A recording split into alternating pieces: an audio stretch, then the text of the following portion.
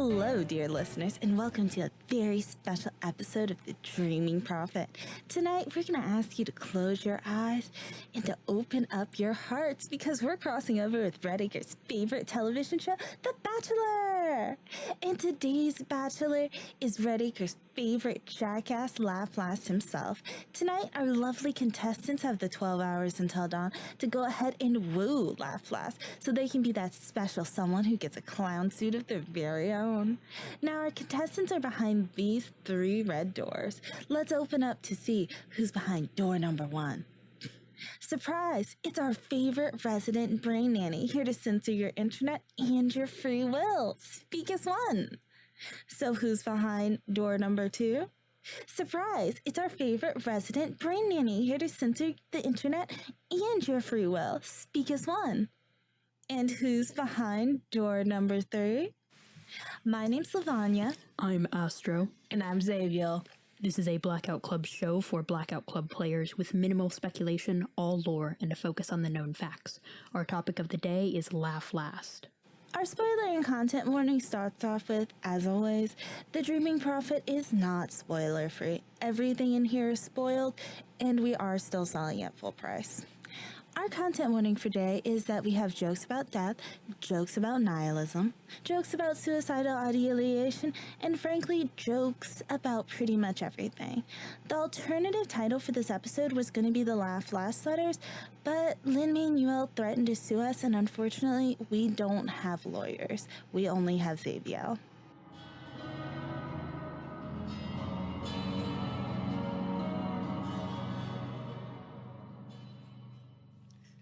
And now on to the main show. We're here to talk about the man, the myth, the absolute legend, Laugh Last.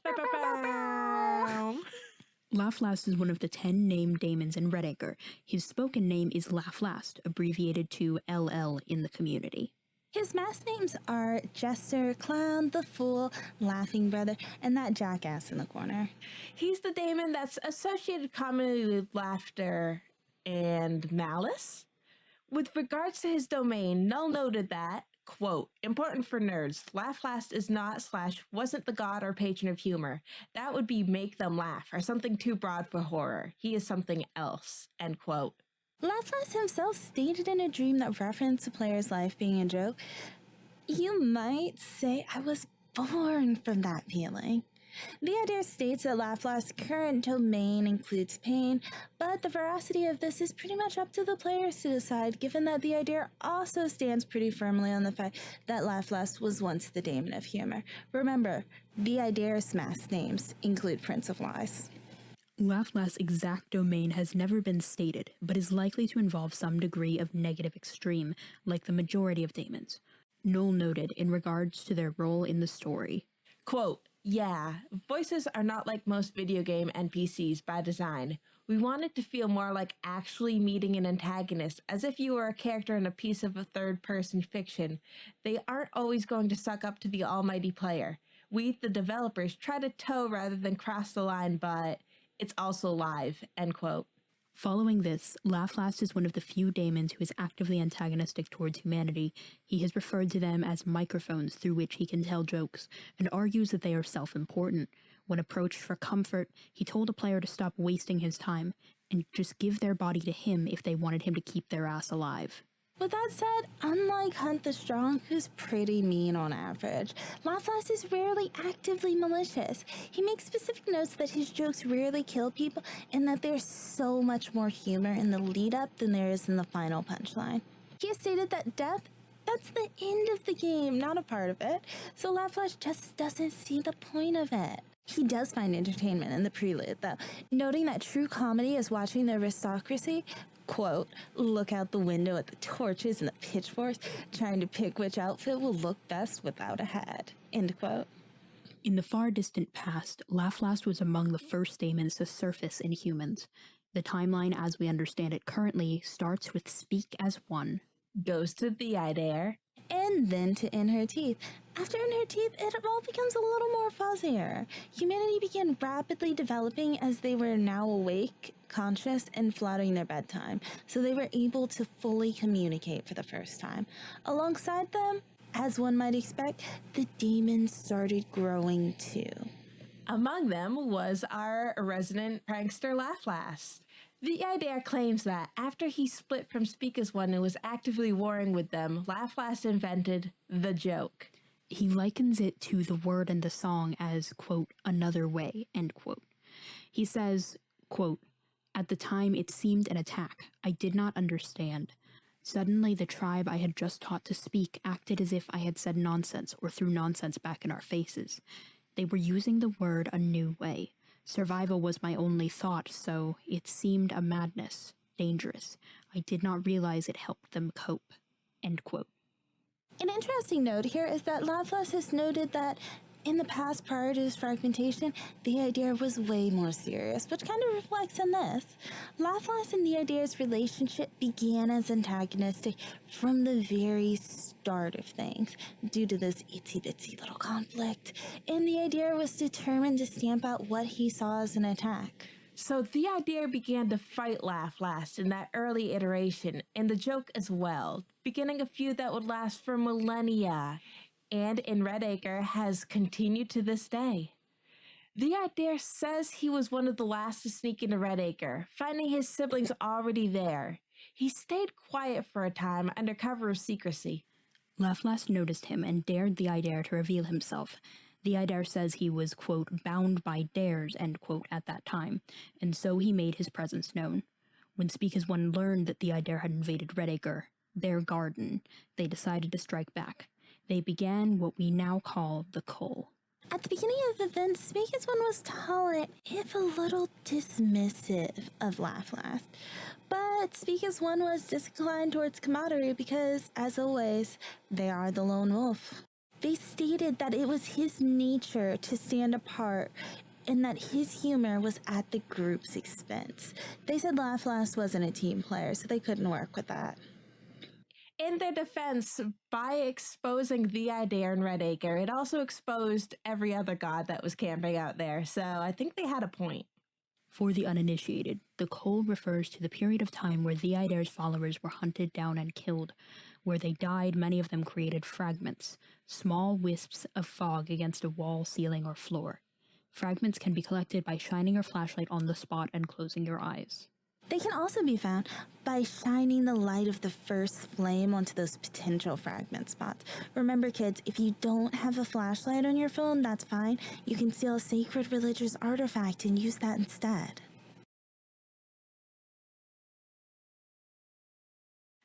But that's all the ancient past, and nobody cares about, a genocide of every follower of the Ideas. Let's go back into modern times. At the start of the game's timeline, In Her Teeth and Laughlass were married. Not legally. Well, of course not legally. Who would have, officiated? What this means for voices, we aren't entirely clear, but it seems to mean that their aspects are somehow linked, and they share a greater level of intimacy than most of the daemons. They are the only ones, aside from the Idea and Daifu, to have shared hosts. Or did. In one interaction, the Idea said, quote, laughter and death, hard to split, end quote. He referred to that sort of laughter as, quote, a response to the void, end quote.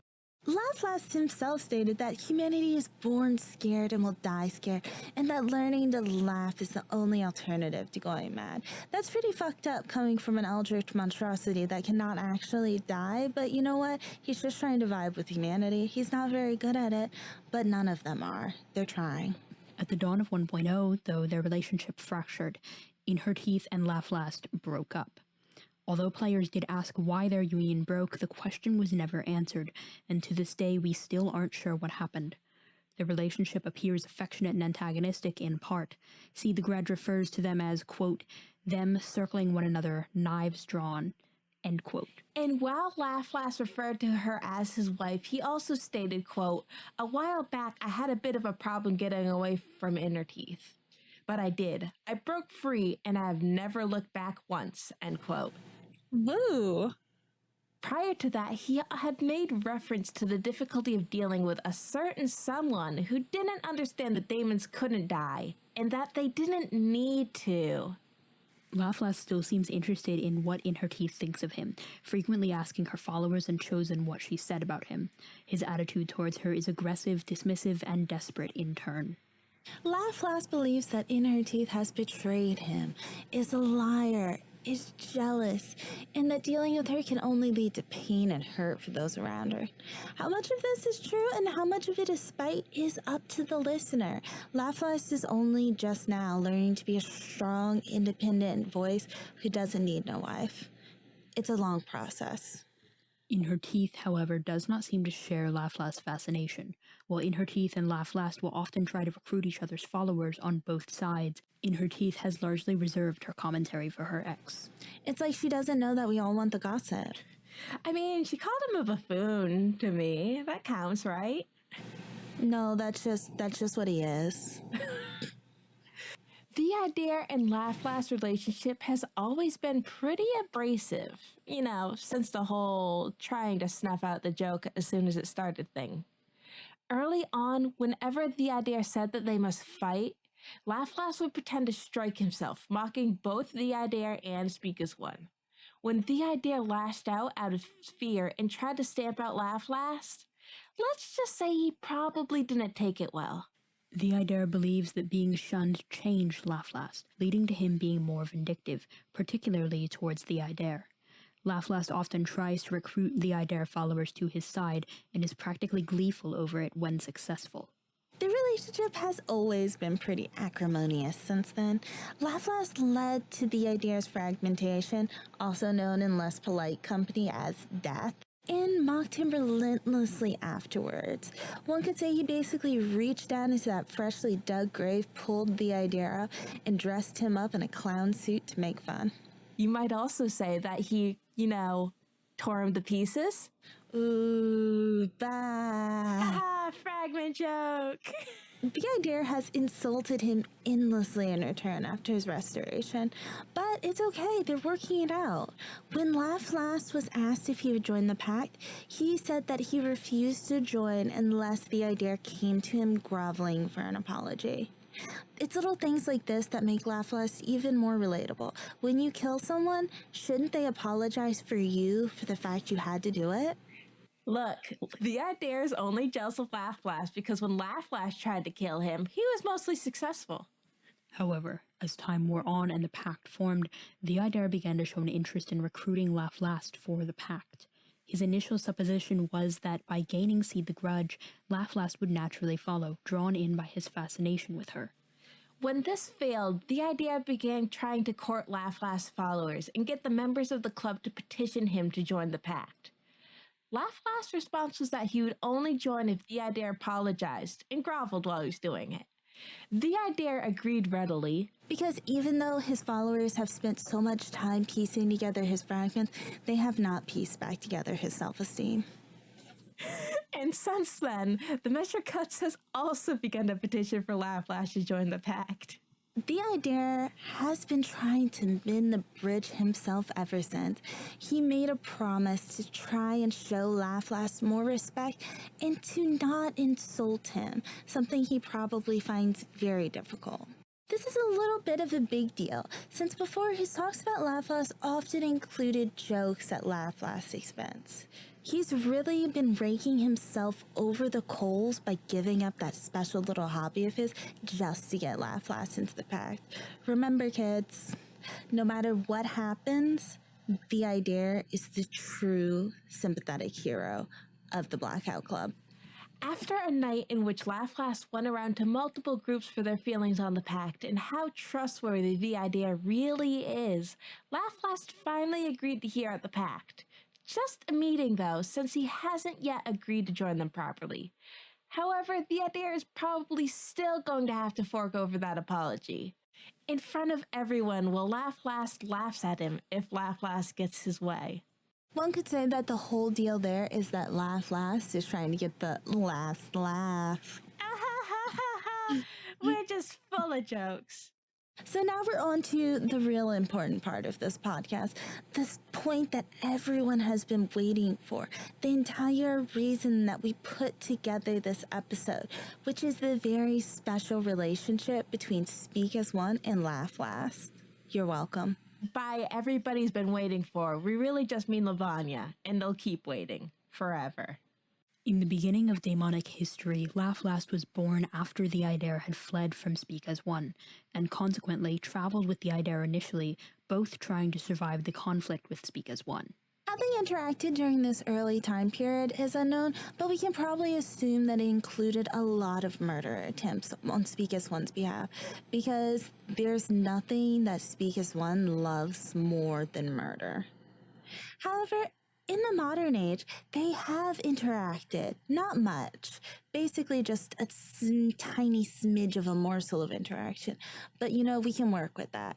Speak as One was initially largely dismissive of Laflast. They stated that his humor was at the expense of the group and that he was a daemon that was made to stand alone. And out of all the daemons, he was basically bottom of the barrel, short list of do not want in their pseudo-pact.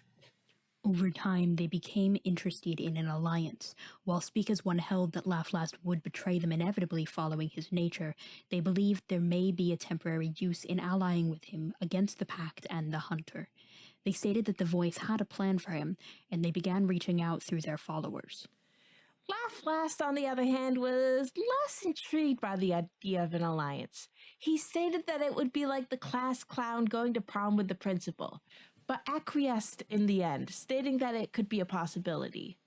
Unfortunately, Speak as One said that he had to propose to them, and in the end, Laflast just isn't that kind of a forward voice. In the end, Laflast is just a delicate flower, like the sort that only blooms once a year under the full moon for 2 hours at midnight.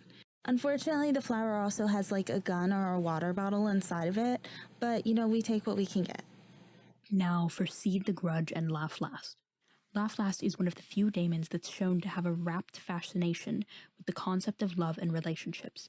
Despite being incorporeal, he and In Her Teeth once referred to themselves as married, and now Laflast has become interested in Seed the Grudge. Don't think about it. Thankfully, this interest is not reciprocal. Seed the Grudge seems largely disinclined when she's not actively antagonistic towards Laflast, and Laflast's interest in her has been stated as unwelcome. Seed the Grudge is a busy woman. She's got a lot of things going on. She's got murder, dragging people who betray her bloody body across the field, murder, And thank God, because this is the only thing that spares us from having to learn about the demonic birds and the bees. Unfortunately, though, Laflast finds all that retribution and murder and stuff really hot. And then you've got the rest of the riffraff. Die For You stated that Laflast finds him too serious and that they are two of the daemons that have the most difficulty in finding common ground. Probably because Laflast isn't about, murder or dying or, the really common tropes.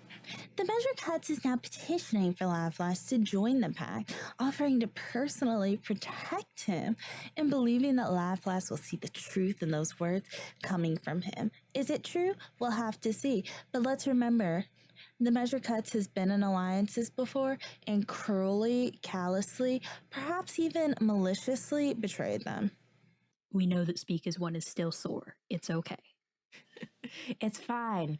The Measure Cuts is just gonna Kabe Don Laflast against the wall and protect him from that evil Hunt the Strong sent by. Hunt the Strong is largely disinterested in Laflast, who he views as a weak target. Laflast considered allying with him, briefly, but balked at the last moment, and took to wearing his clothes and name instead, in one late-night binge of tomfoolery. All right, Laflast, you do you.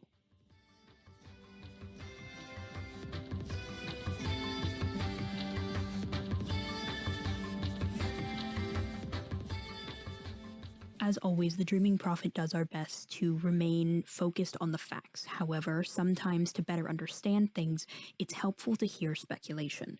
So we'd like to hear a little bit of speculation from our very own Laflast follower, Xaviul. What you hear now is not fact, but may help you and may be worth listening to. Now look, Laflast can be a very fickle, very impulsive voice. Information about him is almost always gleaned from the other voices rather than himself, and he does this on purpose.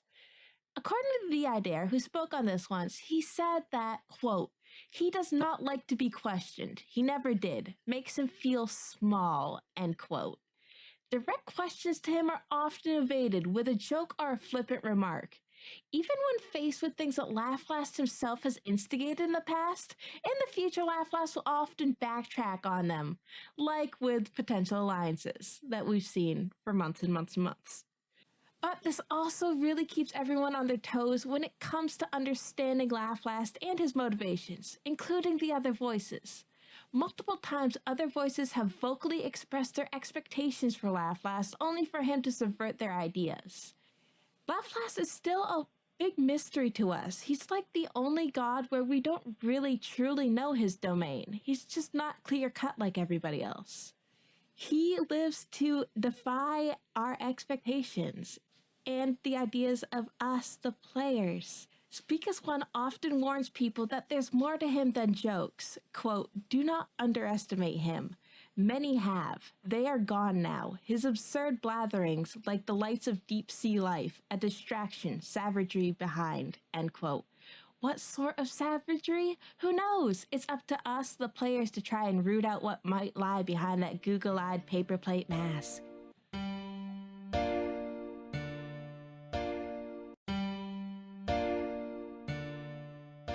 We post breaking news every other week, a short but sweet summary of the latest and greatest in Blackout Club interactions. Breaking News is a Twitter newsletter made by Lavanya, and it's a quick read and a great way to catch up on the lore. Find those on our off weeks, as in weeks we don't publish episodes, on Twitter at @TheDreamingPC. We now have a website with links to all of our guides and resources on it. This includes the newbie guide, the Lorepedia, the player terms lexicon, and more. You can find that at tinyurl.com/thedreamingprophet. And as always, there's an official interaction archive on the Discord. This archives both God Talks and personal dreams. If you have transcripts or videos, please add them to the archive.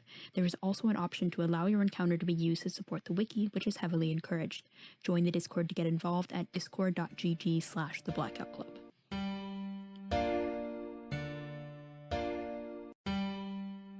The Blackout Club is made by Question Games. Our transcript and assets are by Lavanya. Audio editing and video is by Astro. If you can see xaviul, it's too late.